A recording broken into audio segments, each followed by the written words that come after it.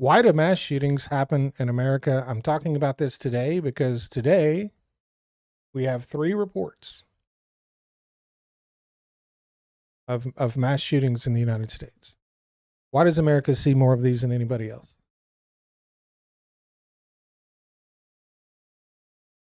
When I look at these things, I look at, social and economic factors that drive a lot of this, that create the conditions. A lot of the things that these people have in common is they're isolated, they're alienated, they feel disconnected from society, they feel a lot of pressure around masculinity because it's always men, right? Cultural expectations, around dominance, power, and dealing with rejection. A lot of these people have a lot of exposure to trauma, domestic violence, neglect, things that happen in their childhood. And then, of course, you have the ideology and extremism in online spaces that's radicalizing individuals with racial, political, or religious hatred, giving their anger a target. And then, of course, there's media attention. Some people, it's just a copycat. They want the media attention. You have wealth inequality and hopelessness. People are struggling. Inflation is high. People are struggling to pay their bills. They're either unemployed or they're underemployed. They have limited access to mental health. And, a lot of their communities, a lot of the corporations have disinvested from them, divested from them. But honestly, I think the biggest thing right now in this country is the fact that we're all driving ourselves crazy to do this. Listen, if you're a politician, if you're a political leader in this country and you stand in a room with 20 people and you talk about how your opposition is terrible, how they're evil, and those words are limited to that room, then that's one thing. But we don't live in that world anymore.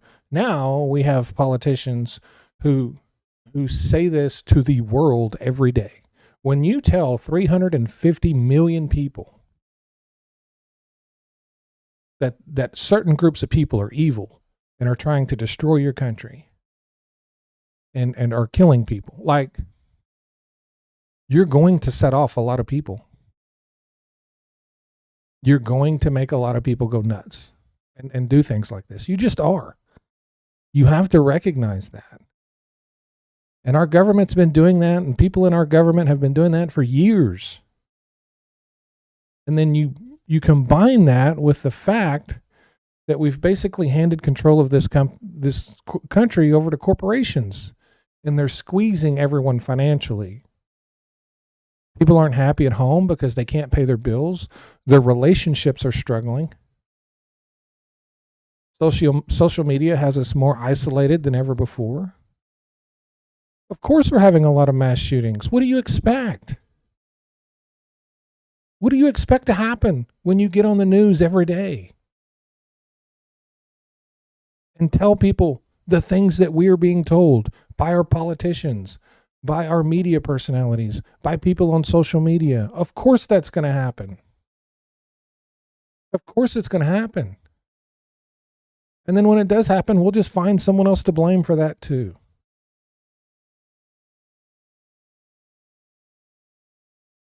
We have put ourselves in this situation with our constant division and fighting over stupid things that do not matter one bit.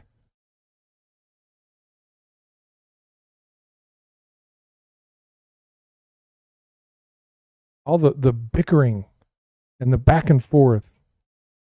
We're driving people in this country over the edge, and we're seeing mass shootings in numbers over the last few years like we've never seen before. I was looking at some stats earlier. If you go back 100 years, 20% of all the mass shootings over the last 100 years have happened in like the last 4 years. And roughly half the deaths from mass shootings over the last 100 years have happened in the last 4 or 5 years. That's how much this has escalated. It really spiked a lot during the pandemic. You know, people were desperate. People were losing everything.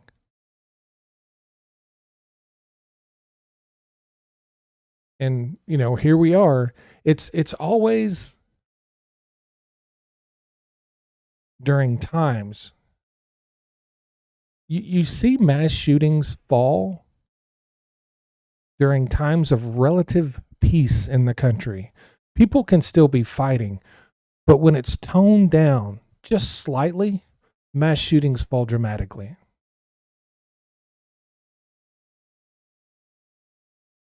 They do. But that's not the world we live in today. And it's not going to be the world we live in as long as Donald Trump is in the White House, because he's going to be out every day saying the things he says. And so are all the people in the media.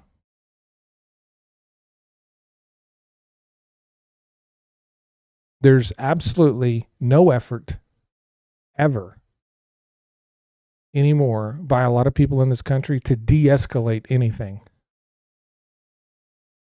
The only thing they can think of is victory. I need a win.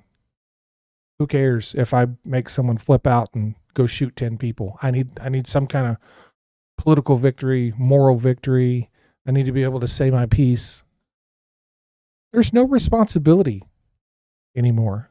No one carries any responsibility anymore. I can certainly tell you this. I will take responsibility for everything I've ever said. And I've said things on social media that I could have worded differently, that I could have toned down. And I absolutely recognize that. And I'm constantly working on that. If I'm sort of like emotional about a subject, I'll wait a while before I talk about it. I'll give myself an opportunity to calm down. Because I understand that whenever I hit that post button, I don't know how many people are going to see that video across all platforms. It might be 50,000. It might be 2 million. I fully understand that.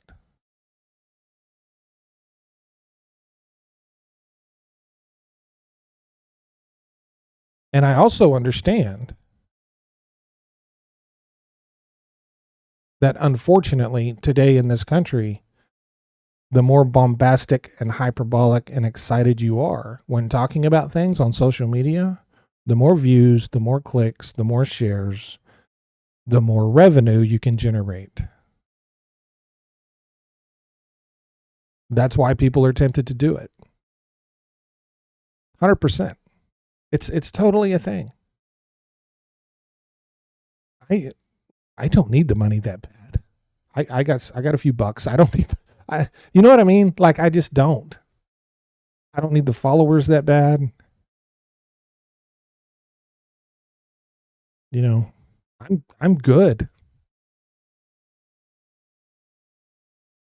And you know, I'm just saying.